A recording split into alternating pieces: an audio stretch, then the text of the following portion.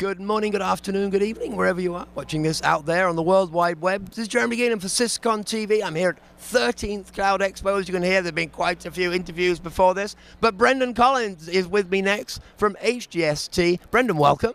Thank you. I hope you don't mind doing all the talking because I think I'm disqualified from this. Hitachi GST, Brendan, how do you, when you meet people, give them the quick elevator pitch on, how did that come out of Hitachi and why and wherefore and how does it fit with Western Digital? And I'm sure you're fed up saying it, but people need to know. Well, Western Digital acquired the HGST, or the Hitachi Storage Division, and recently Western Digital acquired it. So today we have two subsidiaries. One is Western Digital, the other is HGST.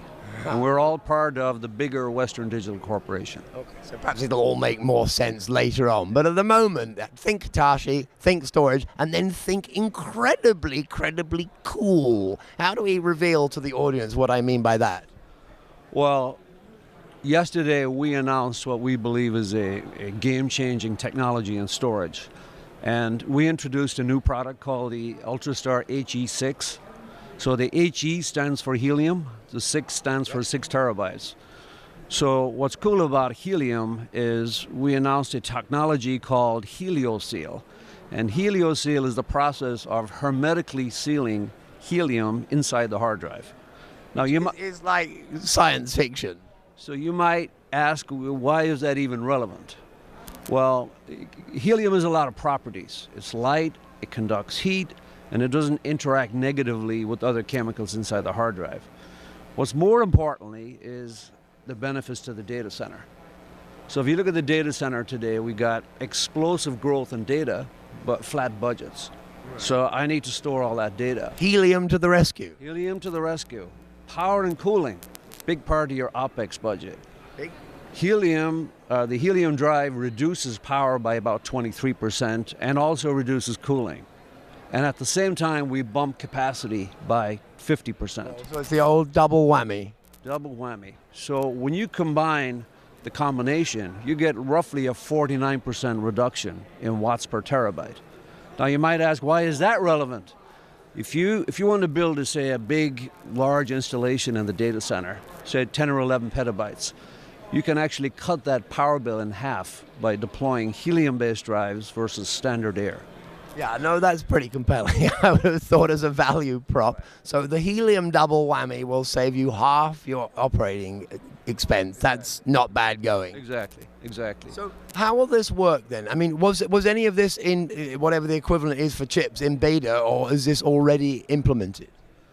Well, we started developing this technology back in 2003. Oh, right. We developed the raw component technology and then spent a few years I would say perfecting the assembly and test process, and then stress testing it to make sure that it was seal-proof.